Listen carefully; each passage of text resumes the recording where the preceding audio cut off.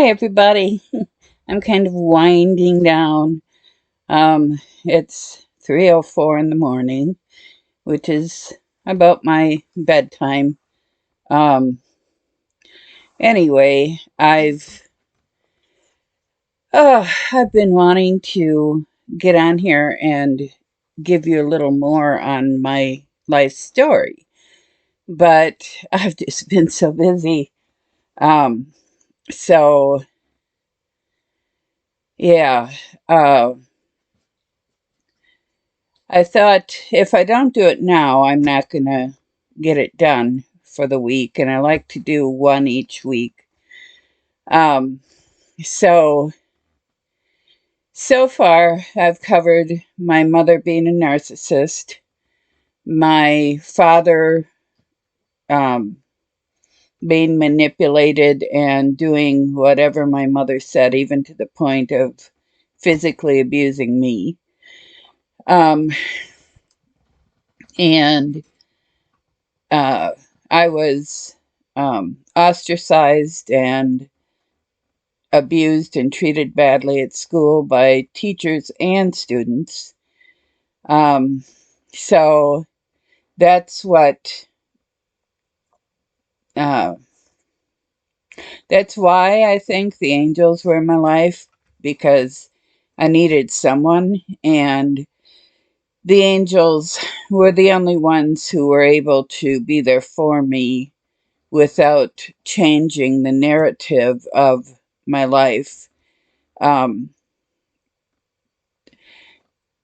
Now, all of these things that I'm telling you from my life, to me, it's just a story. It's something that happened. It's the life that I've lived out and lived through, and I've forgiven everybody who uh, has done me wrong or whatever. Um, I don't hang on to that, more so for myself than for any other reason, but it's just, it would be so exhausting if I hung on to all of that hurt and anger and tried to remember who did what, when, where, why. I do remember these things because it's my story, but I don't dwell on it, and I'm not a victim. I'm a survivor. I'm a striver. I'm, a warrior. I don't let people get me down. I never have, and I never will. Um, when I was a child, of course, I didn't know better. Um, the people around me were telling me, how worthless I am and how I didn't fit in and how, you know, I didn't belong where I was. Where was I going and how was I going to get there? There were times I packed my bags and I was willing to go, but I had no place to go to and no way to get there. So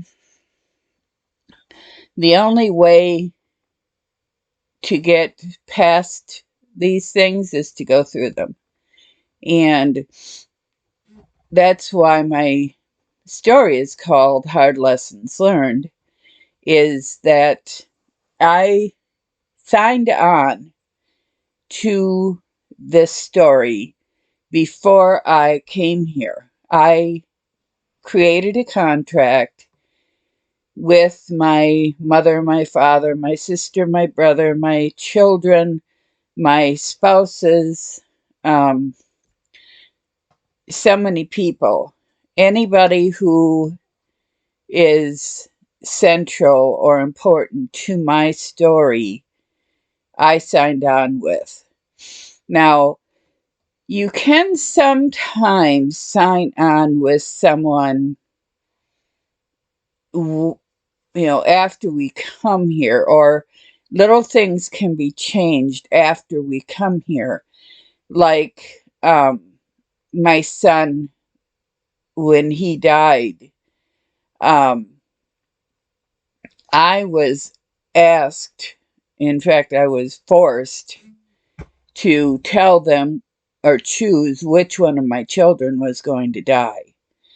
I didn't want to do that, but they told me I had to do it, and they told me that if I didn't do it, both of my children would die at the same time, at that, within a year or so. Um, that was a hard thing for me to do. How can any parent choose a child? I did. I did. Hmm. But, I I can't dwell on that. If I dwelled on, my thinking about it now, again, I'm thinking from an objective point of view, from, like you guys looking in. It's like, how in the world did that mother make that choice? But if she didn't make that choice, she would lose both of her children. Well, I made that choice, and I chose because my son was so loving and so positive, and the way I was raised, there's a heaven, there's a hell, and if my daughter would have died, she probably wouldn't have gone to heaven. If my son died, I had been told that he would. So I thought I was saving my daughter at the time, and I thought that, my son's going to go to heaven one day, and apparently this is his time. And so I chose him. And some people might think that's really cold. The angels thought that they were being kind in giving me a choice. And my child's death was a change or addition to my contract. Now, I don't know if I had written in that one of my children would die, or if I changed that later after we were all here on Earth.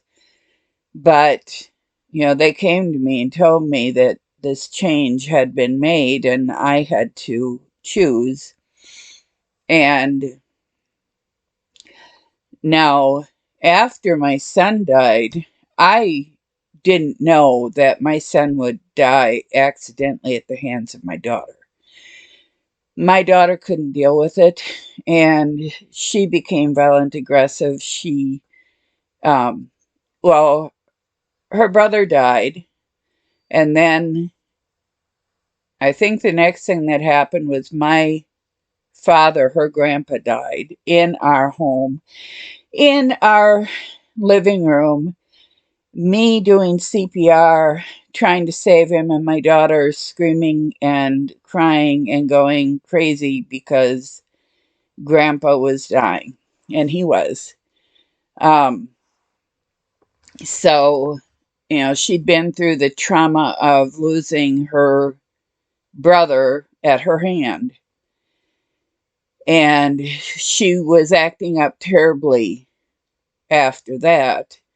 But then when my father died, she, in front of her, she really started acting up horribly.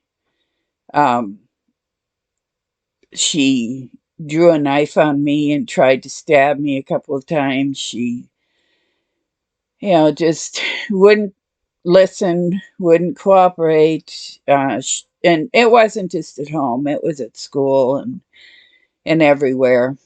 Um, she was just totally out of control. And it was due to the trauma.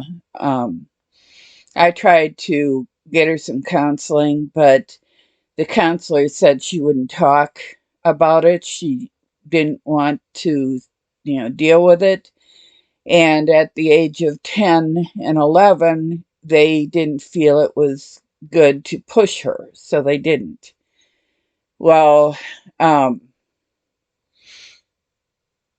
I did, she was just such a handful that we did wind up taking her to Mendota State Hospital, near Madison, Wisconsin. And she stayed there for about a month. Um, during the time she was there, they were assessing her and trying to come up with ways to help her and us. They did put, well, I didn't say that she was born with seizures. She was born with developmental disabilities. She had a 50, or no, a 70 IQ, sorry, 70 IQ. So she was mildly mentally retarded. She had auditory and visual processing disorders, so she couldn't learn properly through her vision or her ears. Um, Things just wouldn't process. And when she would see something, her perspective was way out of whack. um, so she couldn't be trusted to, you know, think clearly for herself. Um, well, and then, like I said, her brother died at her hands. Her grandpa died 19 months after her brother died. And then 1 year and 1 month later, her father packed up one night, just out of the blue, and moved out and moved in with his girlfriend. Um, we had been married 13 years at that time. By the time our divorce was final, it was 14 years. But um, he, his girlfriend was 19, 18 when they started, and 19 when they got married. She had a child already. I don't know, she was 15 or 16 when she had her boy, and he adopted the boy, and they had another child together, and he was just as terrible and crappy with his second two children as he was with his first two. So, um, but uh, so we had the death of her brother, the death of her father, or father, the death of her brother, the death of my father, her grandpa, the leaving in the middle of the night of her father, and then her father breaking into the house and beating me up, and her jumping on her father, trying to stop him. Um, and, that was a circus. Uh, he told me I couldn't divorce him, that he had gotten his papers that day, and that I didn't have the right to divorce him. Nobody gave me permission and I couldn't do it. I just laughed at him. I said, well, I don't need your permission. I don't need my mother's permission. I don't need anybody's permission. I'm done. You're living with your girlfriend. I have nobody here. So go home to your girlfriend and leave me alone. you know. Anyway, he left in December. And I wish I hadn't, but I kind of rushed it. And I found a boyfriend in February. And we dated for probably 6 months. When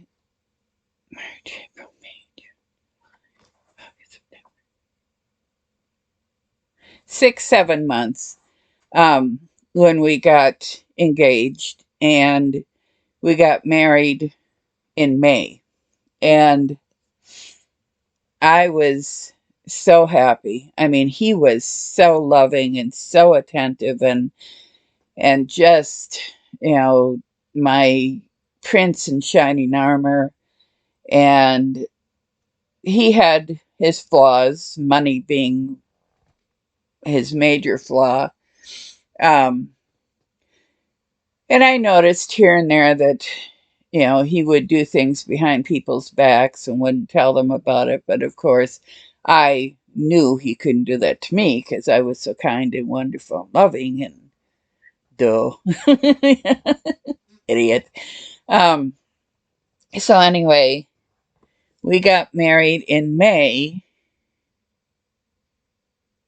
and by March, or in March, the following March, um, my daughter got mad at me one day, and to hurt my feelings, she told me that she was being molested by him. She was 13 years old, and I was working in the mornings, and he was working in the evenings, and he would get her up in the morning and make sure that she got up and off to school. Well, I,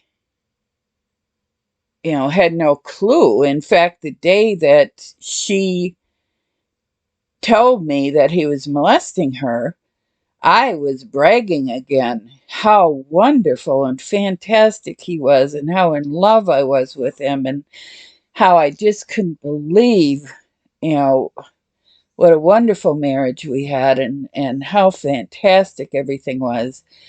Well, that was the beginning of the end because I sent my daughter to my friend's house, and my friend called social services. I didn't know what to do. I wanted to talk to him first, but my friend jumped the gun. And anyway, he did come home, and I didn't know at this time that social services and the police had been called. But he got home about 10:30, 11 at night, and I confronted him with what she had told me, and he confirmed it. He admitted it. Um, Needless to say, because it was so late, I let him spend the night there, and he had to leave in the morning and have all of his stuff out before she got home from school the next day, and I didn't allow him to see her again. So I sent him out, and he would come and visit me when she was gone. And, we got along good. At first, I was hoping, because I had been told that, some men can be reformed and they'll really try. And since he had been honest to begin with, maybe he could be one who could be changed and reformed. But he blamed her and I right away. He admitted what he did, but his family, started in on him how terrible it was that I turned him in to social services and to the police. And it's like, well, I didn't technically do that, but I got the blame. And then I got the blame that, I was making him get her up in the morning, and I was expecting him to be a father to a 13-year-old when he didn't have any children. And I was the one that brought all of this down upon all of us. And, just stupidity, absolute stupidity. Somebody who just could not be a mature adult and take responsibility. And that's why he did what he did in the first place. I mean, common sense. Um, so then, after that, she really got wild. And, she was just, oh my God, I was getting beat up multiple times a day. I had been when she was 10, 11, 12, and it got worse when she turned 13. Um, and then 14 and 15, we moved away. Um, and were living alone in a small town for a while. And then, because of my mother being the narcissistic pain that she was, and my ex-husband, who was using my daughter's molestation as a way to try to get me thrown in jail by calling and saying that I was allowing my ex-husband there when my daughter was there and I wasn't, but he wanted me in jail, and it didn't happen, but he sure tried. Um, he also took me to court stating that I wouldn't let him take her, and that because it was court ordered that I was supposed to let him take her for visitation, that I would be found in contempt of court. Well, the thing is, he was lying. I wanted her to go. Oh my gosh, I had my hands so full with that child that I wanted him to take her, and he wouldn't. So he tried. He even asked the court commissioner to have me taken to jail because I wasn't letting him take her. And at that court hearing, he found out that I had, within, I think, 2 weeks before the court hearing, I had moved 148 miles away. In our state, you can be 150 miles away legally. And I moved 148 miles away. And I just had to get away between my two ex-husbands, and because I did get a divorce from the second one then. Um, and not only had he uh, molested my daughter, but I found out that he had taken out loans and a checking account in my name that was bouncing all over the place. They tried to come after me for it, but they realized that it didn't have my signature. The loans didn't have my signature. Nothing had my signature. So they couldn't come after me for it. They had to go after him because I had no knowledge of it. I didn't even know. Um, and when he got in trouble for all these things, and he wound up in jail for a few months, and he wound up on probation, he came to me and tried to beat me up. He was yelling and screaming and slapped me, and I just went ballistic, and I pounded him. Oh, I pounded him. He never touched me again. Um, but, you know, so here are some more things, you know. Then when we moved, I had taken a nanny job with a single father and his two children, and we were living in the home with them. And he decided we should have a relationship. Well, oh boy, another narcissist. Imagine that.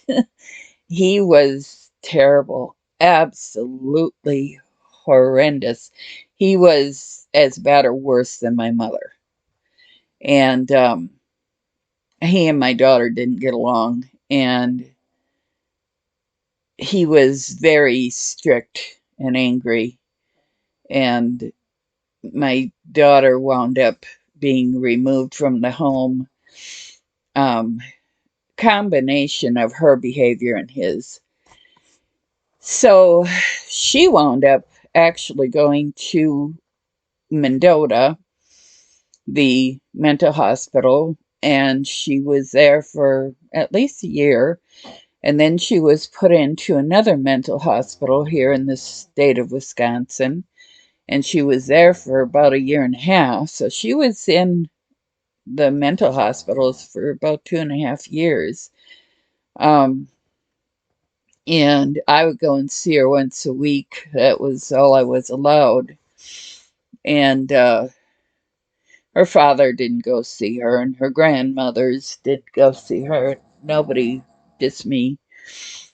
Um, then when she got out, they put her in special foster care, and the lies and the manipulation from her father and my mother, and it just started all over again. Um, in the meantime, like I said, I was living with that father, and when she was taken out, then he started, you know, being even worse to me than he had been, and he was bad. Um, so I wound up leaving in the middle of the night one night, and I just moved out, and I wound up living in my car for a while, for a few weeks. Um, but what do you do? uh, I and in the earlier days, I was raped twice. I've been homeless. I lost my son, um, and now more recently in 2018, my daughter died. She had breast cancer, and about 5 years before she died, she acted up horribly, treated me terribly, and I put her out. And she hated me and barely talked to me. Um, so, yeah, my story goes on and on and on and on and on. And if I start picking, I mean, there's a lot of little things I can pick at. So I've got quite a story. I mean, and a very happy ending. I've taken control of my life, and I live in peace and mostly peace and serenity. What I'm married, so but I'm accused of being a very happy and forgetful person. I just let things roll off my shoulders, and life goes on. Um, but I'm happy. I'm very happy, and hopefully, I can help others to realize that you can take control of your own life and you can turn it around no matter how horrible it is, and no matter how much you think the world is against you. You have the power to make of your life what you want to make of it. So I'm going to stop here because I'm going on 30 minutes. um, if you like my stories, please like, subscribe, and comment. Ask me some questions. And I will be having Patreon groups um, where I will be telling my whole story uh, in linear time. And um, I will also be having a support group for people who have had a traumatic life, especially due to narcissism. So look forward to that. Please like, subscribe, comment. Blessings, love, light. Namaste. Have a wonderful evening. Good night.